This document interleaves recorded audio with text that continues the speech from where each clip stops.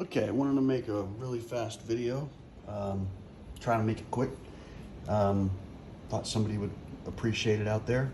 This is my controller for my Icon i60L.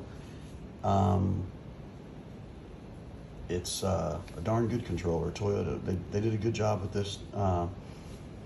This Toyota controller, it runs really well, really powerful for what it, for only being a 350, I believe.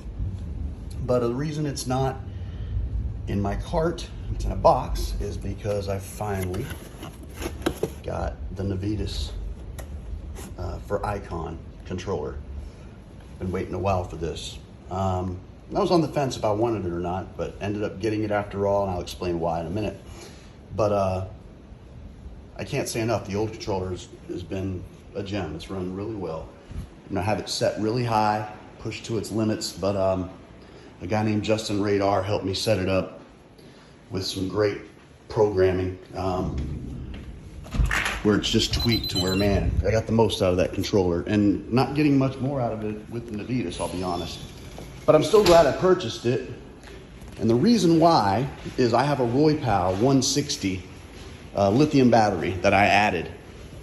I've talked about this in my other videos. But the BMS issue, everybody worries about it tripping and then the cart would lock up. And I just don't want to worry about it. As hard as I drive this cart, what if I have a lot of people on it? I've been driving it all day. What if it finally locks up on me? I just don't want that to happen. So went ahead and got the Navitas controller. I'm happy I did it. It takes away the worry. According to the engineer at Navitas, there's my on-the-fly programmer. So you can dictate speed, regen, and acceleration. I just keep it locked. But according to the guy, the engineer I talked to at Navitas, because you go into the app and you say, hey, I have a RoyPal S1160, I think that's what mine's called. Because I can list what battery I have, the cart now will not do the BMS trip. The battery won't lock up or turn off on me, because the Navitas is not going to let it pull too much voltage, because it knows what battery I have and what the maximum voltage is for it. So hope that makes sense. I know a lot of you know what I'm talking about when I mentioned the BMS issue. So other than that, I'm going to show you a little video of how, that's all that matters, right? How it performs. Don't do as I do. I am just sharing what I'm doing and what's successful for me. I'm not a professional.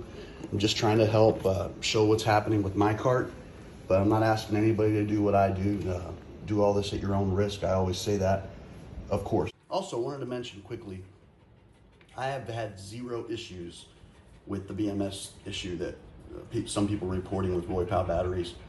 I have the 160, like I mentioned, have had zero issues. I know a couple people that have also had zero issues, but I guess there are reports some people have had it happen. So that's one of the reasons that I was just making sure with this controller. But I just want to be clear, I have not had that issue. And that's kind of one of the reasons I've been on the fence about getting it. The install was really easy. I guess, it went the way it was supposed to go. The only problem, we did add a new solenoid just to make sure, because adding that much more amperage going to a 600 watt or a 600 amp controller. Added a new solenoid that went up to 700 amps. And but yeah, the tech, the guy said it, went pretty well. We just had an issue. It was a software issue, and Navitas fixed it through the app, and we were able to rock and roll. So it went great. Here's a quick video.